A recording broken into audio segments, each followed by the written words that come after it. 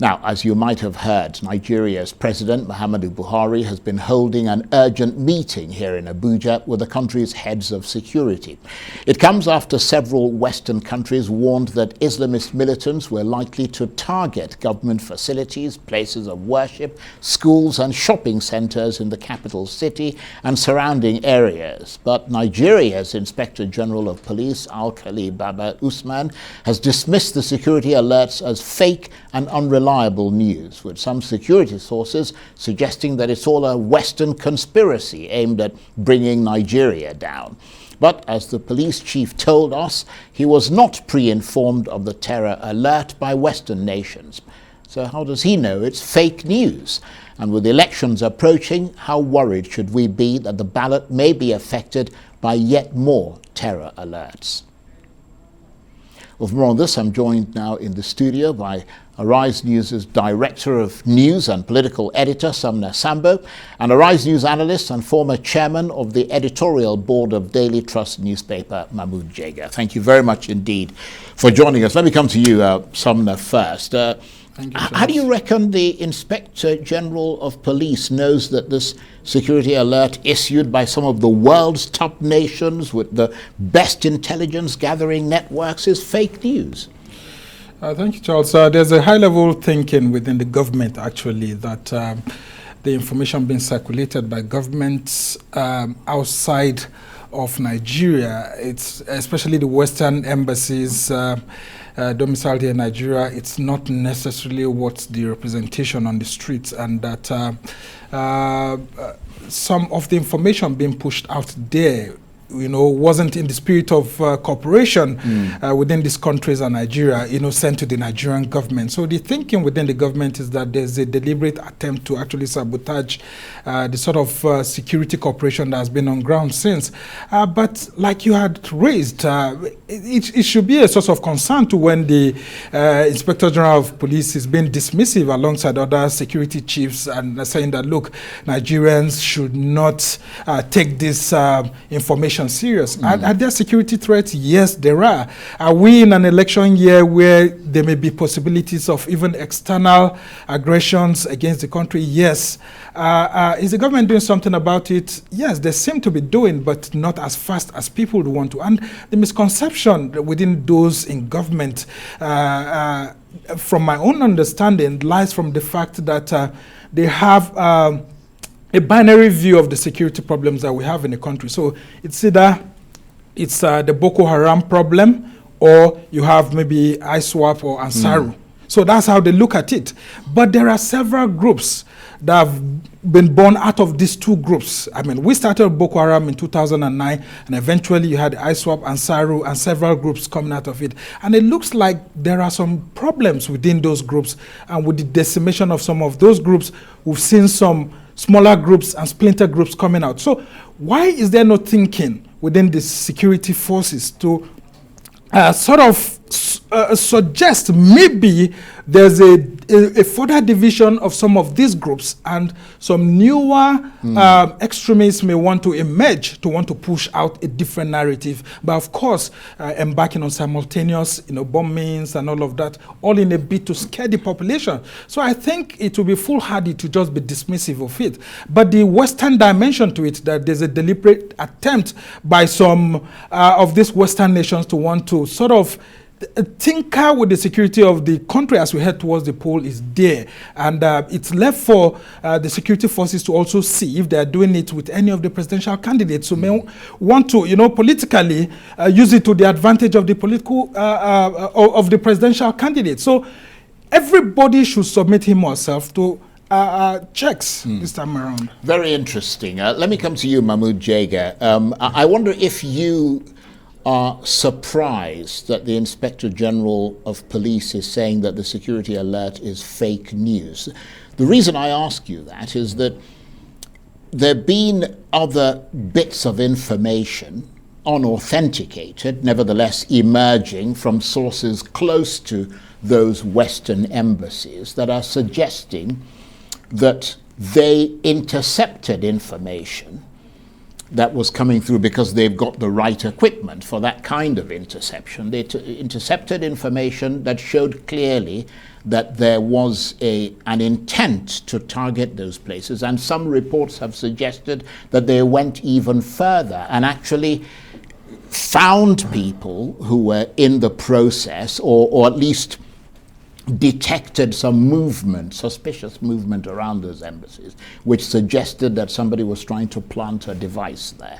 Now, that is unauthenticated because it's not authenticated by the Nigerian government, but that's some of the reports that are coming out. And in that context, and just picking up from what Sumner Sambo said, should we be surprised that the Inspector General of Police is saying that the security alert is fake news? You see, Charles, if the Western embassies and their intelligence agencies have this precise information, as is reported in some media, that some people tried to approach or to storm or to plan. If you are living in my house and you got some relevant information about a security threat, the first thing you should do is to take me into confidence and tell me, even if you are going to run away from the house, if you don't believe in my capacity to deal with you, can run away, but at least tell me. And don't forget, we are not the only ones. You quoted what the Minister of Information, Lai Mohammed, said. What the President of South Africa, Cyril Ramaphosa, said was much more pungent. He was very angry that how can you didn't share the information with us, instead you issued a so-called alert, and you are running away from the country just to cause panic here.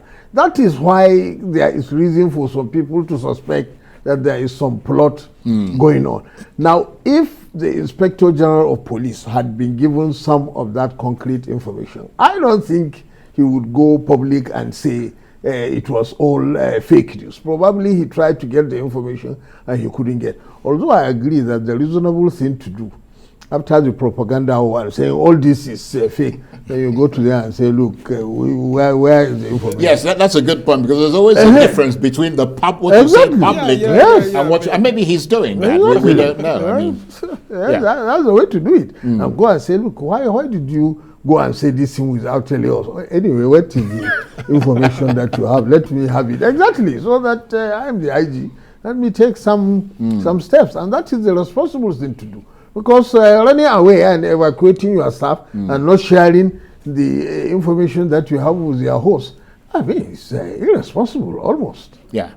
That's a good point. So, I mean, Sumner Sambo, you been in touch with the Department of State Security, you keep across these things. I mean, for those of us who might not know, I mean, how does the machinery of the security agencies function when these kinds of security alerts are issued?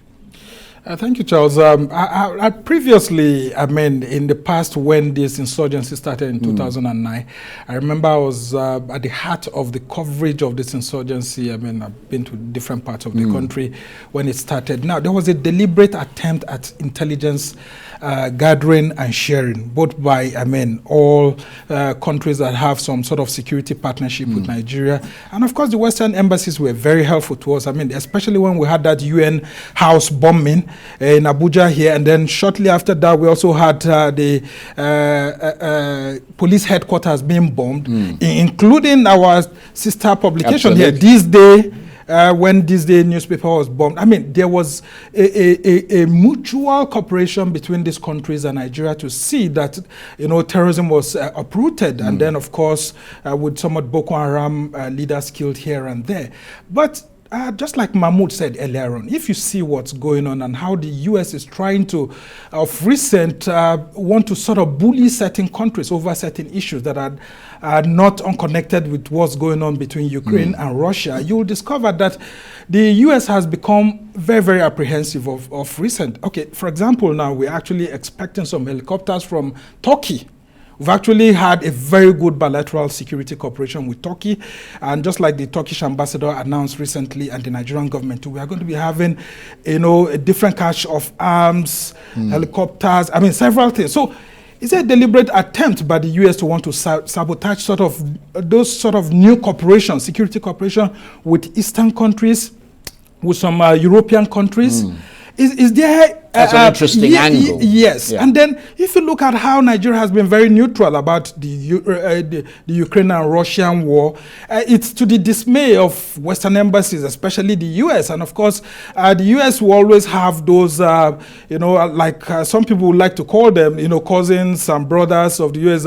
Once the U.S. sends an advisory, the U.K., Canada, they just start picking this and just, start sending all these alerts without working. So is there a deliberate attempt to muzzle Nigeria's decision to want to explore new means of fighting the war against terror in the country? Why is Nigeria and South Africa being put at the front burner? Is it because South Africans are more supportive of Russia?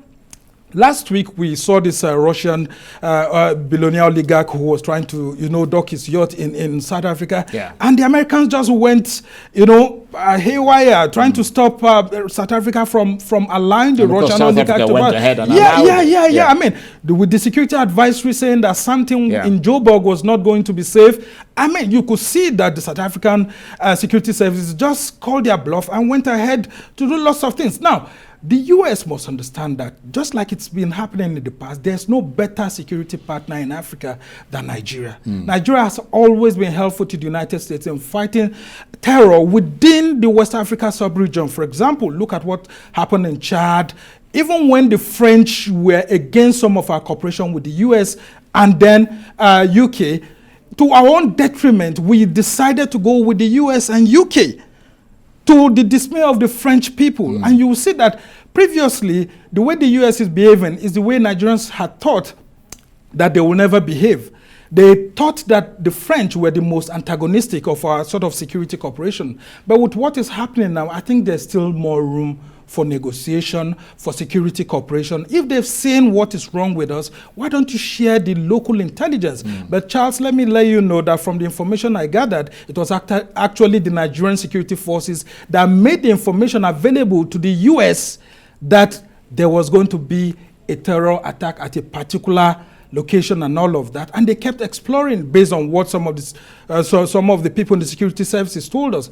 And some of the things that we are saying is that in this sort of things going on at the moment, with what Joe Biden is facing at home, we just hope that there can be more cooperation, because if there's no cooperation, then we are going to run into trouble. And if they are trying to stop us as a country from aligning with other powers across the world to help secure our people, then we have to question our relationship. Yeah. That's a very good point. And I think that issue about the level of security and intelligence cooperation, Mahmoud Jega, between Nigeria and these Western countries is key. President Buhari called a major security meeting today. What do you reckon was top of the agenda at that meeting? Which aspect of the ongoing security challenge? I was surprised that the meeting was very short, because when it started, within an hour or so, I saw the National Security Advisor on television doing a brief. And I said this must have been a very short meeting, maybe because the president was hurrying to leave Abuja. But this issue is now uppermost, I'm sure. This thing about what the Western embassies said, and also they are running away. And, it had other ramifications. For example, British Airways stopped coming to Abuja, even though they resumed after 2 days. And then a company like Julius Berger said they were shutting down, all this kind of. So it really looked like an orchestrated thing to put pressure on the government of Nigeria over some other issue. But definitely, we have to explore. We have the same interest with the Western powers with regard to combating terrorism. Nobody is happy that Boko Haram overrun, exploding bombs everywhere. Okay, ISWAP and the others might say that their main targets are actually the Western world, because our own offense, as far as they are concerned, is that we are adopting some of the Western systems and constitutions and all that. But then, in the end, we are all together in this. And the more they help us to combat it, the better. They have been dragging their feet. It takes many years to get the U.S. Congress to agree. They find all kinds of reasons. They say they will not give you these weapons because your soldiers abuse human rights.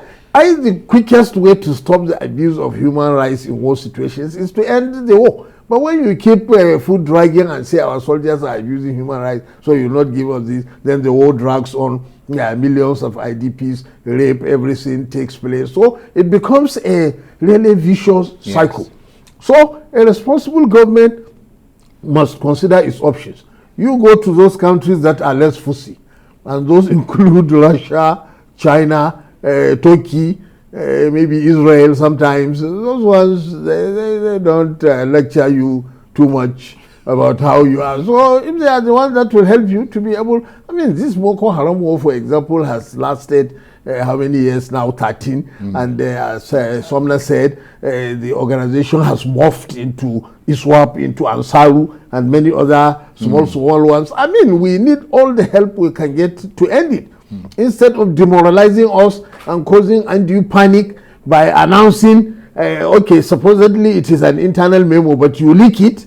Everybody in Nigeria heard that the American embassy people are running, and they said there is some security threat, and they wouldn't even tell our security chiefs. Even the IG didn't seem to know anything about it. That's why I don't blame him for saying it is fake news.